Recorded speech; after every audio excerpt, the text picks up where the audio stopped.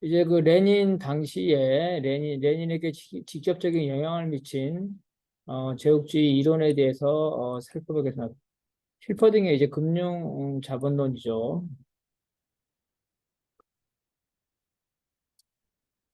홉스는 제국주의 이론에서 이 금융 자본이라는 개념을 정립하지 못하고 과잉 자본, 과잉 저축이라는 말을 쓰는데 필퍼딩에 이르러서 금융 자본이라는 말을 쓰게 되고 레닌이 이제 이것을 수용하게 됩니다. 힐퍼딩은 이제 오스트리아의 상인 출신이죠. 그래서 오스트리아에서 사회민주당의 활동을 했고 독일로 와서 독일에 이제 그 사회민주당의 엘리트죠. 그래서 전쟁에도 반대했는데 그렇지만 이제 강제 징집 의사입니다. 의사로 강제 징집을 당합니다.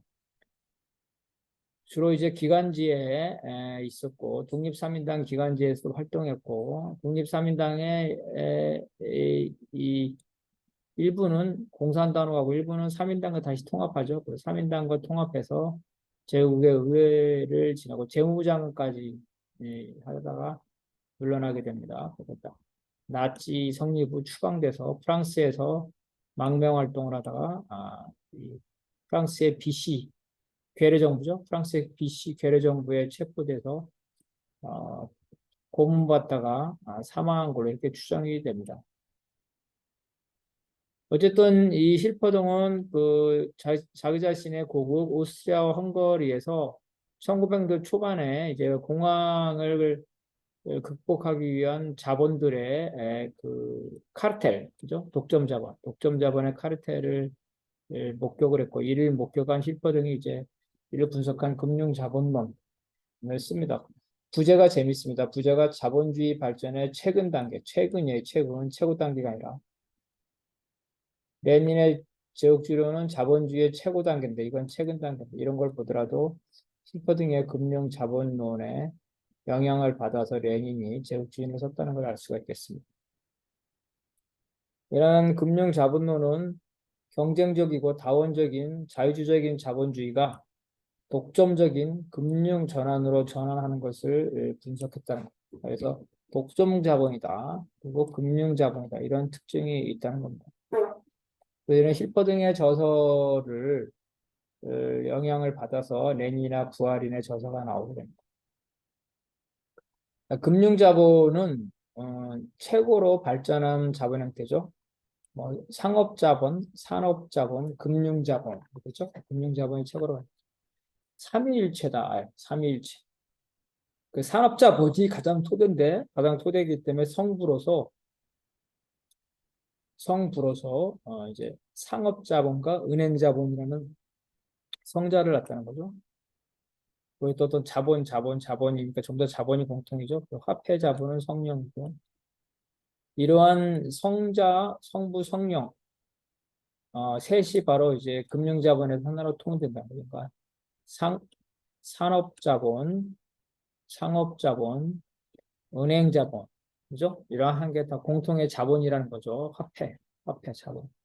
이것이 이제 금융자본으로 통합해서 금융자본에는 그 안에 상업자본도 있고 산업자본도 있고 이렇게 됩니다. 어쨌든 그렇지만 은행을 중심으로 한 금융자본이 그 중심이다.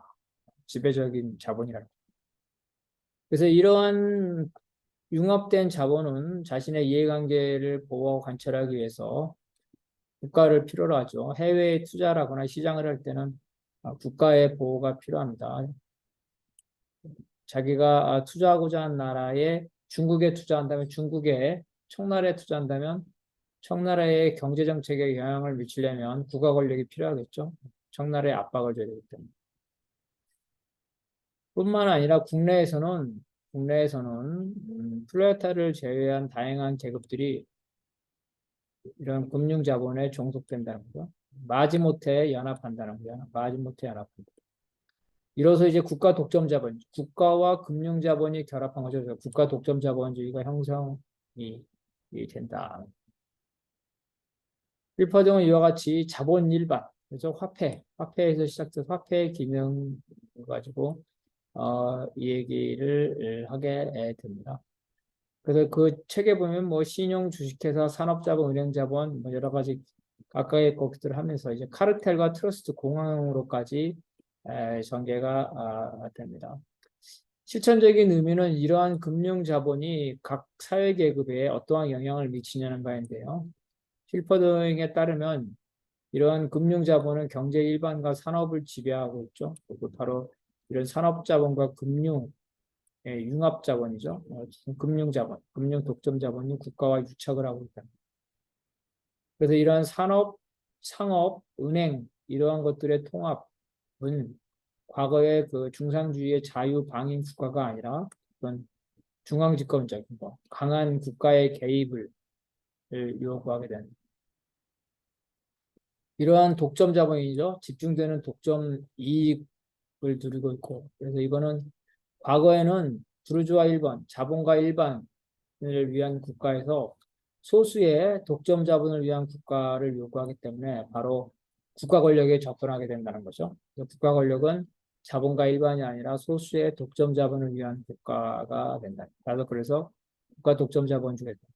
이런 국가 독점 자본주의에서는 국가 독점 자본은 다른 계급, 노동자를 제외한 중간층, 농민과 소생산자들을 자신들에게 경제적으로 종속시켜버렸다. 필퍼등은 이런 금융자본의 정책이 전쟁으로 나아가고 제국주의전쟁으로 나아가는 거죠. 홉스도 전쟁으로 과잉자본, 필퍼등도 마찬가지로 이런 전쟁으로 나가고 혁명적인 폭풍을 촉발시키다.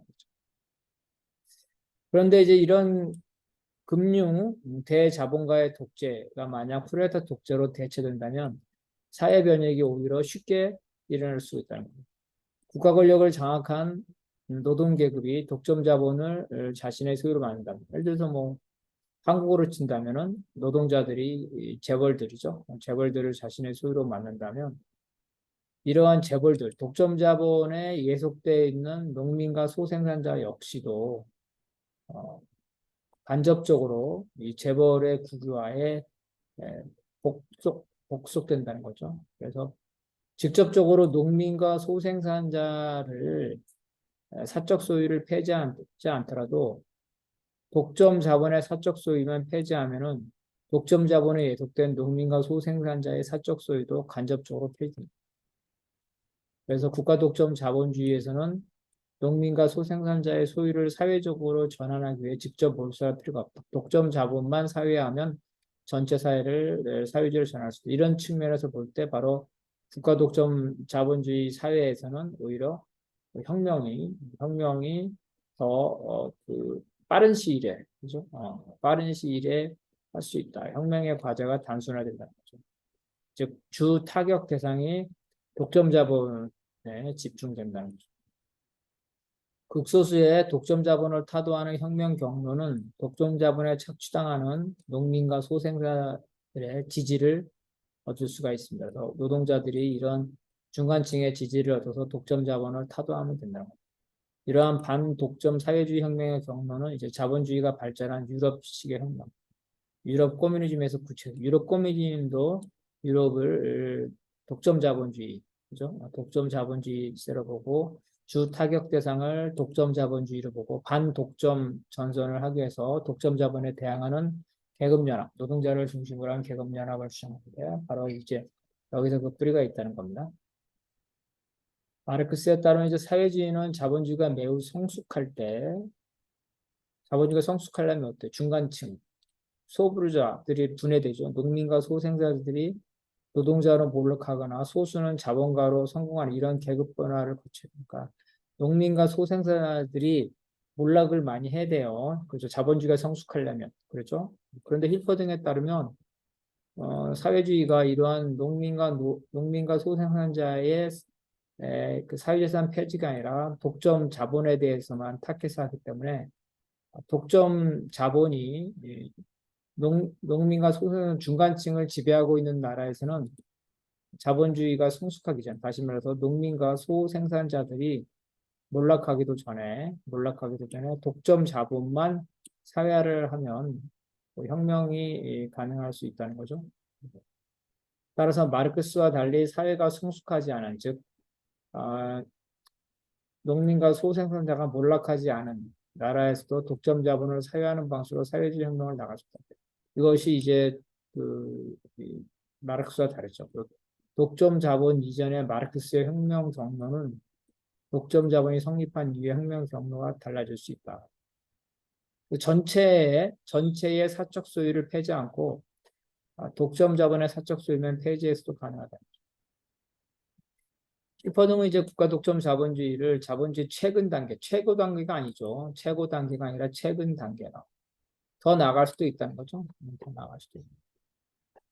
그리고 힐퍼등은 이런 국가 독점 자본주의는 미국과 소련과 같은 성숙한 자본주의 단계에서뿐만 아니라 독점 자본이 정치 엘리트와 결합해서 국가 권력을 장악하고 있는 개발 독재, 파쇼 체제죠. 박정희 이런 데, 박정희, 전두환 이런 파쇼 체제에서도 나타날 수 있다. 레닌이 이제 힐퍼딩의 이론을 참조하여 독점 자본주의를 제국주의와 같은 것으로 봤고, 다만 힐퍼딩은 최근 단계라고 하는데 레닌은 이제 최후 단계라고 했다는 거죠. 힐퍼딩에서 가장 중요한 거는 독점 자본만 타도하면은 혁명이 될 수 있다는 거죠. 그래서 주 타격 대상이 독점 자본이기 때문에 반독점, 반독점의 통전선, 공동전선. 그래서 독점에 반대하는 계급연합, 노동자를 중심으로 한 계급연합. 이것이 이제 힐퍼딩의 그 혁명 이론이 되고 이것이 이제 유럽 코뮤니즘에 영향을 미쳤다 이렇게 볼 수가 있겠습니다.